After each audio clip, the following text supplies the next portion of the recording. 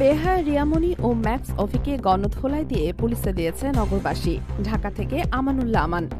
আলোচিত content creator hero আলমের তৃতীয় স্ত্রী নির্লজ্জ রিয়ামণি ও বার ড্যান্সার ম্যাক্স অভি রিয়াজকে গণধোলাই দিয়ে পুলিশের হাতে তুলে দিয়েছেন নগরবাসী। পরে পুলিশ তাদের গ্রেপ্তার করে হাতিরঝিল থানায় নিয়ে যায়। গত রোববার তাদের আদালতে তোলা হয়েছে। ঘটনাটি ঘটে শনিবার কুটুন সন্ধ্যায় রাজধানীর রামপুরা উলন রোডে হিরো আলম ভাড়া নেওয়া একটি বাসায়। হিরো আলমের অভিযোগ, সেখানে রিয়ামণি ও ম্যাক্স অভিকে আপত্তিকর অবস্থায় হাতে নাতে ধরেন তিনি। এ সময় রিয়ামণি তার উপর হামলা চালান বলেও দাবি করেন তিনি।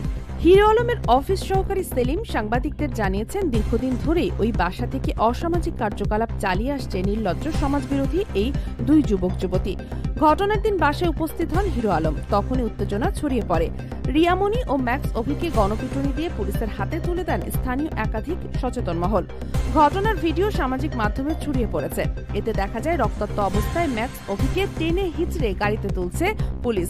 কিছুক্ষণ পর রিয়ামণিকেও গাড়িতে তোলা হয়। আশেপাশের লোকজন ভুয়া ভুয়া বলে স্লোগান দিতে দেখা যায়। এর আগে বিকেলে হিরো আলমের আরেকটি ভিডিও ভাইরাল হয়, যেখানে রিয়ামণির সঙ্গে ধস্তাধস্তি করতে দেখা যায় তাকে।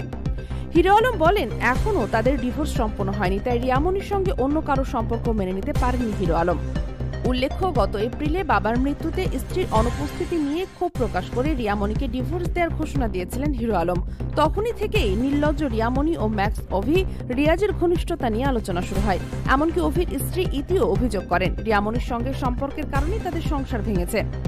স্থানীয় সুশীল সমাজের একাধিক ব্যক্তিরা জানিয়েছেন, নির্লজ্জ টিকটকারদের কারণে সামাজিক যোগাযোগ মাধ্যম ফেসবুক ব্যবহার করা যাচ্ছে না। এদের নোংরামির কারণে ছেলেমেয়েদের হাতে মোবাইল ফোন দিতে ভয় পাচ্ছেন।